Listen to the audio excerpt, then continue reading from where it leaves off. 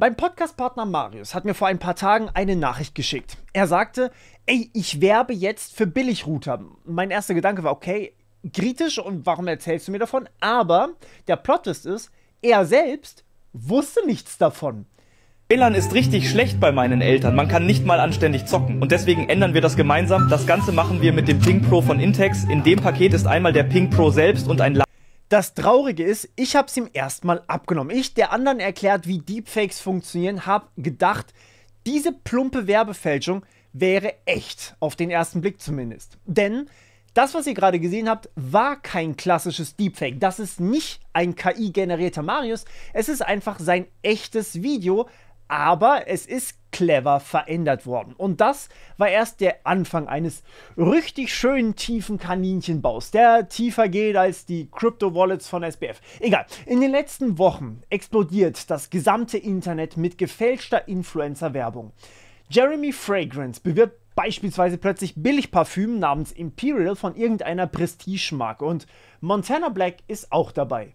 Nicht Jeremy Fragrance würde ich nur noch diesen Duftzwilling tragen. Leute, ich sag's euch ehrlich, ich mit meiner Nase erkenne keinen Unterschied.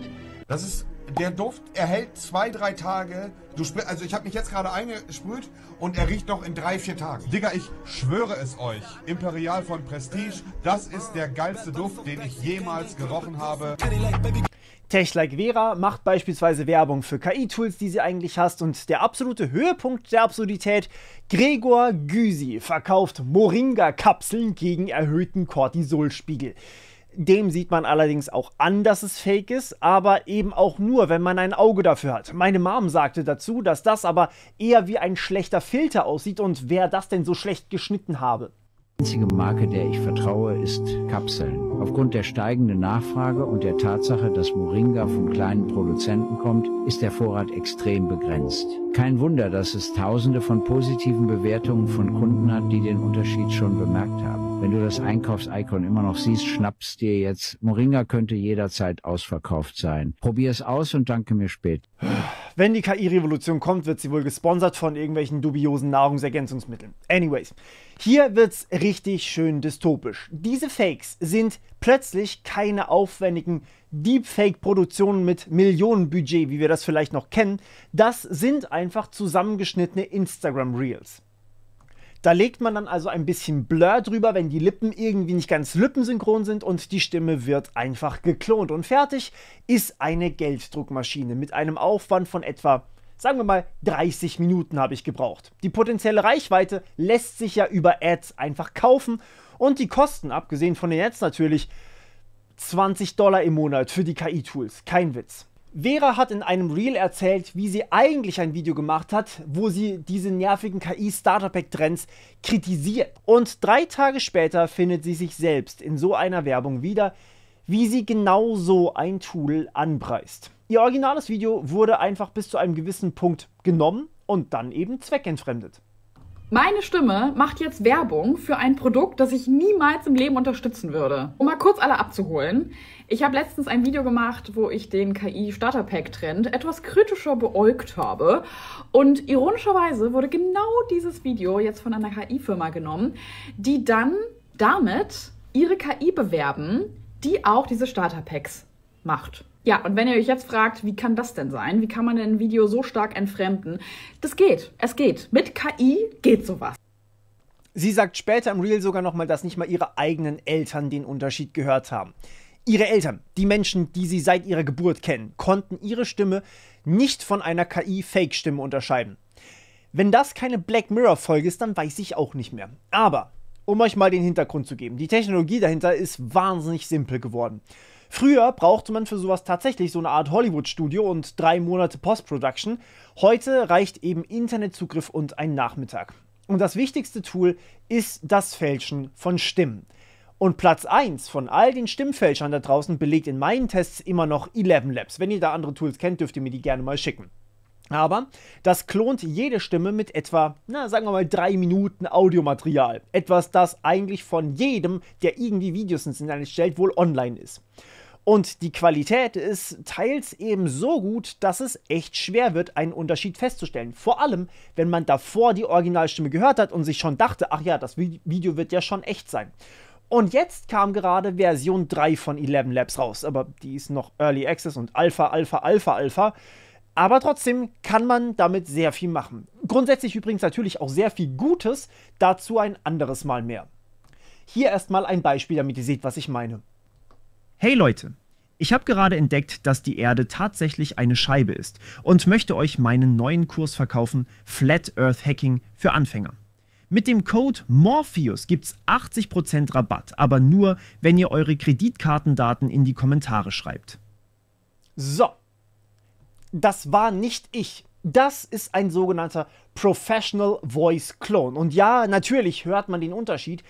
Der spricht ein bisschen monoton und nicht unbedingt genau gleich wie ich. Aber ich habe auch einen Podcast, in dem ich immer wieder die neuesten Versionen von verschiedenen Stimmfakern oder Stimmtools einfach ausprobiere und mal gucke, wie gut die eigentlich sind.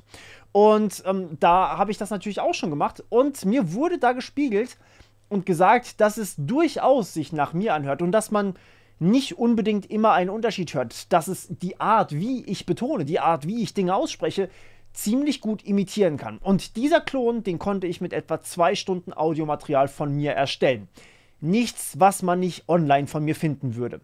Und natürlich, der ist aktuell optimiert für Version 2. Das war gerade Version 2 und nicht Version 3. Das gibt es noch nicht. Version 3 kam buchstäblich gerade vor ein paar Tagen raus von ElevenLabs. Und ich teste das Ganze noch für euch und ich möchte euch einmal ganz kurz zeigen, was man damit machen kann, allerdings noch nicht mit den Klonen. Die Klone hören sich einfach nur sehr wonky an. Trotzdem hier eine kleine Demo. Ich habe gerade entdeckt, dass die Erde tatsächlich eine Scheibe ist und möchte euch meinen neuen Kurs verkaufen. Flat Earth Hacking für Anfänger. Mit dem Code Morpheus gibt's 80% Rabatt, aber nur, wenn ihr eure Kreditkartendaten in die Kommentare schreibt.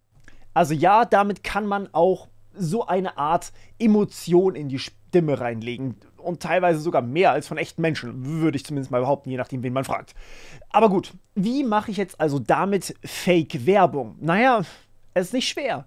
Man nehme also einfach ein paar echte Clips vom Influencer, schneide geschickt um ein paar Stellen drumrum, dann legt man anschließend relativ schnell die geklonte Stimme, die man einfach irgendwas sagen lassen kann, was man möchte, einfach drunter. Und schon hat man natürlich ein Problem. Man hat kein passendes Bildmaterial. Okay, lasst uns schnell mal irgendwelches Bildmaterial erstellen. Hier in dem Fall wirklich nur sehr billig. Einfach rein editiert, ein kleines bisschen animiert, damit es natürlich aussieht. Vielleicht kann man ja auch noch ein paar Stockvideos reinpacken. Das habe ich hier mir mal einfach gespart. Und wir legen ein paar Blur-Effekte drüber, damit das, was ich da eigentlich sage, was völlig anderes ist, dass das halt wieder irgendwie reinpasst und man einfach nur denkt, es ist schlecht geschnitten und es würde eigentlich trotzdem dazu passen. Natürlich müssen wir unten die Untertitel abschneiden, klar.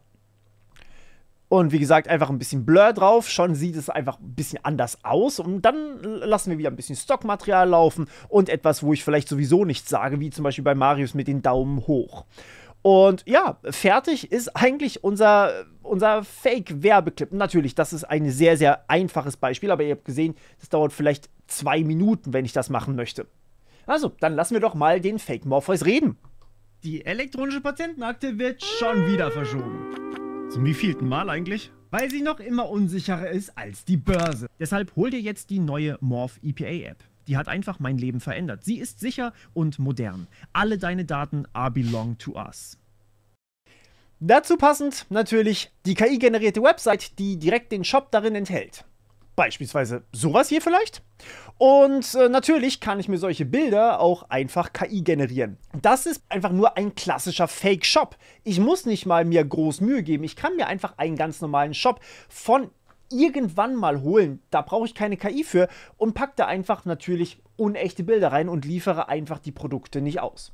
Oder aber natürlich, ich mache einfach irgendwas mit irgendeiner schlechten App, die ich auch vielleicht habe oder gar nicht mal unbedingt selber haben muss, sondern einfach nur irgendeine App, die dann einfach was kostet und dann abstürzt. Und da ich mit Marius ja relativ viel Kontakt habe, hat er mir einfach mal seine komplette Geschichte zukommen lassen. Hi, ich bin Marius, ich bin Tech-Content-Creator und habe zusammen mit Cedric den Bitflip-Podcast. Und auch ich wurde Opfer von KI-Fake-Werbungen. Dann scrolle ich aber vor ungefähr einem Jahr durch TikTok und sehe da ein Video mit meinem Gesicht, mit meiner Stimme, die aber Werbung für einen anderen WLAN-Router macht. Das Produkt habe ich noch nie gesehen, sah auch relativ billig aus und hat komische Versprechungen gemacht. Also etwas, was ich selber nie beworben hätte. Der Betrüger hat hier nämlich den Anfang von meinem Asus-Video genommen, meine Stimme mit KI gefälscht, um sein eigenes Produkt zu bewerben. Ich habe daraufhin eine sehr, sehr böse E-Mail geschrieben mit der Aufforderung, das Video sofort zu löschen und sowas zu unterlassen, weil ich sonst das nächste Mal mit dem Anwalt vorbeikomme. Das ist dann auch passiert und ich habe es dann erstmal dabei belassen. Eine Minute später sehe ich dann aber wieder eine Werbeanzeige mit meinem Gesicht und mit meiner Stimme für ein Produkt, was ich noch nie gesehen habe. Diesmal waren es Fake-AirPods. Diesmal war aber nicht nur ich betroffen, sondern viele große andere Technik-Creator. Da ich mitbekommen habe, dass einer dieser Personen abmahnen möchte, habe ich es erstmal darauf belassen und habe erstmal nichts gemacht und gewartet, was dabei rauskommt. Kurze Zeit nach der Abmahnung ist sowohl der Shop als auch alle Videos verschwunden und der Account wurde gelöscht. Und ich hatte das Gefühl, man kann es darauf belassen, weil die Person seine Lektion gelernt hat. Ich finde diese KI-Fake-Werbungen aber mega kritisch. Nicht nur, dass jemand mein Gesicht klaut und meine Stimme nachbildet, das ist eine Sache. Aber Zuschauer sehen ja die Videos und denken sich, oh mein Gott, Marius empfiehlt dieses Produkt, deswegen muss es ja gut sein. Kaufen das dann, sind dann enttäuscht und haben dann einen Frust auf mich, weil ich ein scheiß Produkt beworben habe. Was ich aber natürlich nie getan habe. Heißt also, das Vertrauen in einen Creator wird dadurch zerstört. Und deswegen würde ich auch jeden Influencer raten, wenn ihr so einen Fall habt, mahnt die Shops ab. Das geht auch, wenn sie im Ausland sind. Sowas darf einfach nicht zur Normalität werden. Und an die Dropshipper, lasst das kann für euch richtig, richtig teuer werden. Weiter zu Cedric. Der große Punkt ist ganz einfach, das geht schon lange eigentlich. After Effects und DaVinci funktionieren ja auch in Hollywood wunderbar. Aber es ist so viel einfacher und günstiger geworden. Es gibt quasi keine Einstiegshürde mehr. Man kann das einfach so jetzt machen. Nutze ich beispielsweise Flux Kontext oder Midjourney, kann ich mit einem oder mehreren Prompts mein Bild exakt so editieren, wie ich das möchte und dabei nichts anderes aus Versehen zerstören. Das ist etwas, das können wir erst seit diesem Jahr. Das ersetzt Photoshop-Skills und eine teure Lizenz fast komplett und ist quasi for free. So ein Bild generieren kostet mich 5 Credits, also ein paar Cent. Dazu beispielsweise noch ein anderes Mal, sagen wir, nicht nur die Person, die dafür Werbung macht, sondern auch einfach das Produkt an sich. Ich nehme das Originalprodukt und verändere es ein kleines bisschen mit KI, mit beispielsweise Flux Kontext wieder und habe dann ein Fake-Produkt, das sehr, sehr echt aussieht. Dazu kommt übrigens noch ein anderes Mal ein Video, denn ich finde die KI hier wahnsinnig mächtig und für Bilder generieren einfach Nonplusultra und sie ist sogar aus Deutschland. Aber wie gesagt, dazu ein anderes Mal mehr. Wir haben gerade einfach viel zu viele wichtige Themen, muss ich sagen. Okay. Und ja, natürlich kann ich auch einfach diese Bilder dann in Veo 3 reingeben und damit Videos erstellen. Ich habe euch eins rausgesucht, das sowohl thematisch passend ist, eine Person, die quasi wie ein Influencer sich verhält und gleichzeitig ist es ist einfach so ein tolles Video. Ich musste es euch zeigen. Es ist Moses, der den Exodus aus Ägypten livestreamt.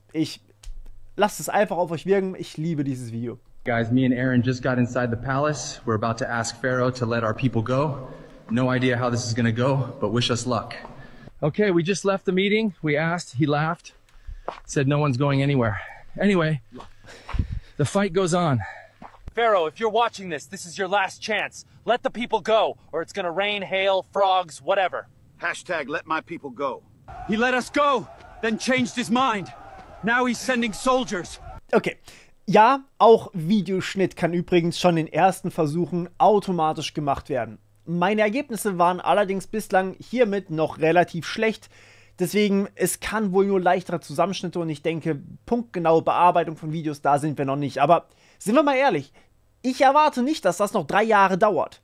Der Punkt ist, beinahe der gesamte Prozess kann mittlerweile über Code realisiert werden. Und den Code kann natürlich eine KI schreiben. Die Bilder, die Videos können von einer KI erstellt werden und diese sind für alle zugänglich. Das ist mittlerweile alles so automatisiert, ich habe in einer einzigen YouTube-Suche hunderte Anleitungen gefunden. Und wenn ich natürlich mein Twitter aufmache, sehe ich mindestens so Beispiele wie die hier, mindestens hunderte davon, einmal durchscrolle. Zum Beispiel sowas wie, so automatisierst du dein Startup, weil man das ja unbedingt haben möchte. Und nein, nur weil plötzlich ein Social-Media-Trend entsteht, weil man mit GPT-4o Ghibli-Bilder erstellen kann, ist das keine Geschäftsidee. Man kriegt es immerhin gratis von ChatGPT und können muss man dafür ein Foto aufnehmen und nach einem Ghibli-Bild fragen. Diese Firmen also bauen eine Art Wrapper, eine Art Ummantelung um diese Funktion drumherum. Ich habe also mal nach den Zweien gesucht, die mir am prominentesten vorkamen und naja, was die vielleicht gar nicht gewusst haben ist, man kann die Facebook Ads Library nutzen, um auch alte, nicht mehr öffentliche Werbeanzeigen zu sehen, also welche, die schon runtergenommen wurden. Und damit wird das ganze Ding eine Art Museum des digitalen Betrugs. Ich habe also mal nach der Firma hinter dem Montefake gesucht und einen ganzen Katalog gefunden. Promis, die ich nicht kenne, weil ich in dem Game einfach nicht drin bin, verkaufen Produkte, von denen Sie wahrscheinlich noch nie was gehört haben. Die Devise ist jetzt also: Hol dir einfach den Politiker, der gut zu deiner Zielgruppe passt, den Promi, den Influencer, whatever, bezahl dafür exakt gar nichts und alle glauben, dass der ja sonst immer kritisch auf ein Produkt guckt und eigentlich immer alles sinnvoll testet, plötzlich Werbung für genau so ein Produkt macht. Naja, dann muss es ja eigentlich ziemlich gut sein. Und bis zur Abmahnung haben diese Firmen dann einfach längst 5-stellige Beträge gemacht. Das sagt uns übrigens diese wunderschöne Trustpilot-Seite, die selbstverständlich nur echte Bewertungen enthält. Achso, ja, natürlich kann man Parfüm noch nicht KI generieren lassen, den Shop aber natürlich schon und die Ware kommt dann einfach nicht. Das Problem ist also, die Influencer können einfach klagen, bis sie schwarz werden. Und die Firma existiert dann einfach schon gar nicht mehr. Oder sie sitzt ohnehin im Ausland. Und hier kommt einfach der Part, der kritisch ist. Diese Abmahnkosten, also eine Abmahnung zu schreiben, kostet etwas.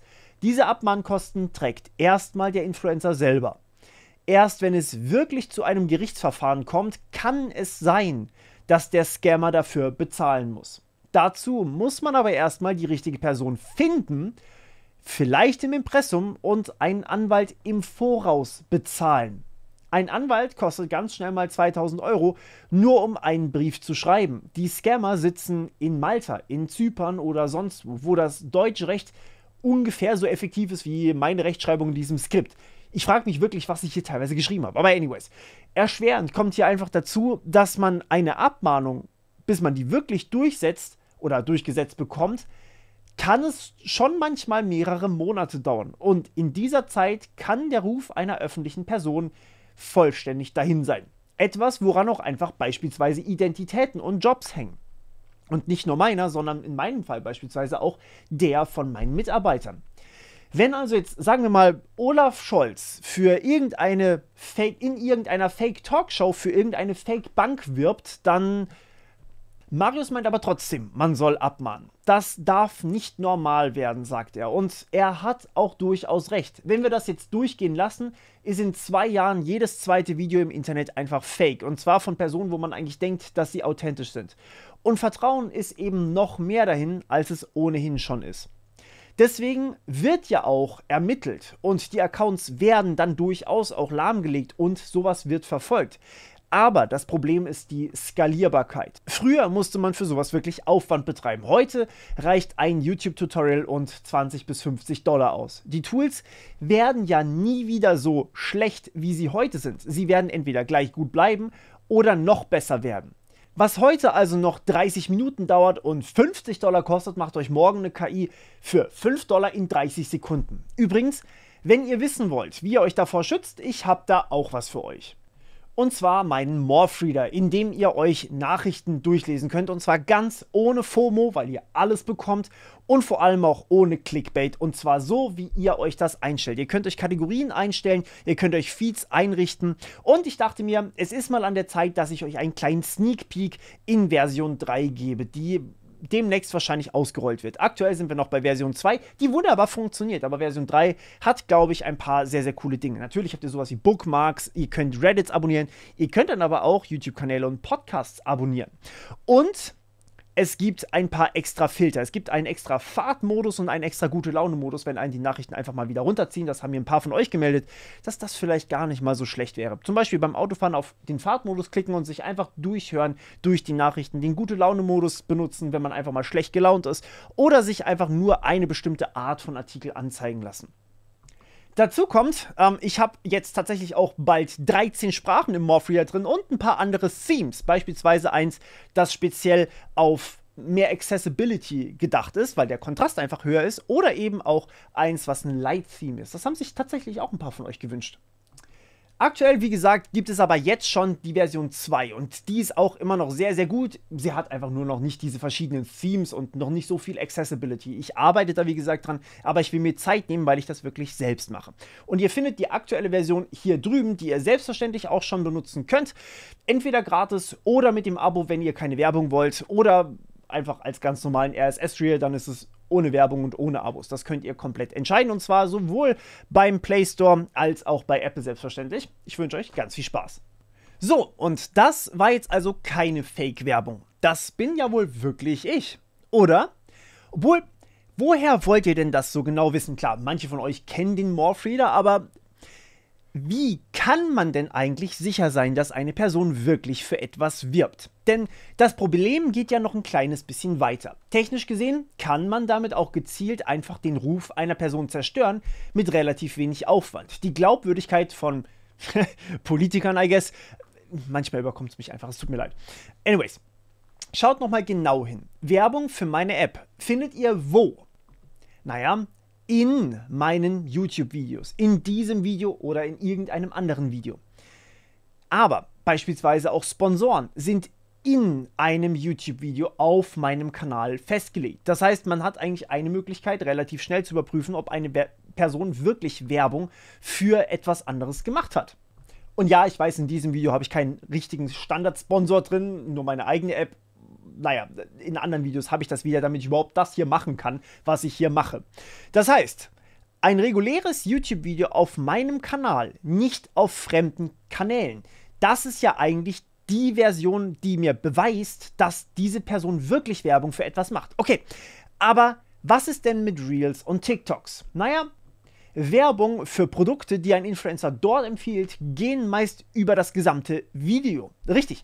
Aber sie sind ja noch immer auf deren Kanälen. Wenn jemand Werbung macht, findet ihr das auf dem Instagram- oder TikTok-Account direkt. Das habe ich auch schon gemacht und die landen dann bei mir auf dem Account. Es gibt aber immer noch ein Problem. Es wird noch ein bisschen schwieriger, denn ein kleines Beispiel hier, wenn ich irgendwo zu Gast bin und vor Ort gefilmt wird und anschließend Werbung daraus erstellt wird. Das ist mir auch schon passiert. Ich war beispielsweise bei Audi auf dem Formula Student Cup. Keine Werbung an der Stelle, das ist einfach nur ein Beispiel, weil wir es davon haben. Das ist schon eine Weile her und es war eben ein Vor-Ort-Event. Das Video ist aber nicht bei mir auf dem Account, sondern bei Ihnen auf dem Account gepostet worden. Das heißt, die Verifikation, dass ich wirklich Werbung gemacht habe, fehlt von meiner Seite aus erstmal. Aber was man auf Instagram und so weiter machen kann, sie haben mich als Co-Creator eingeladen. Das muss ich wiederum akzeptieren und dann werde ich als Co-Creator aufgeführt. Man sieht das eben hier. Und dann sieht man auch, dass ich absichtlich zugestimmt habe, dass ich nicht aus Versehen oder dass irgendjemand meine Identität geklaut hat, sondern dass das wirklich von mir ist. Darauf könnt ihr durchaus achten.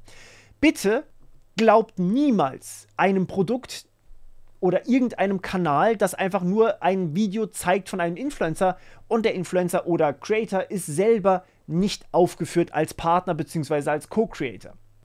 Allerdings gibt es noch extra Plattformen bzw. noch etwas, woran gearbeitet wird. Und auch das will ich kurz zeigen, auch wenn es noch nicht ganz da ist.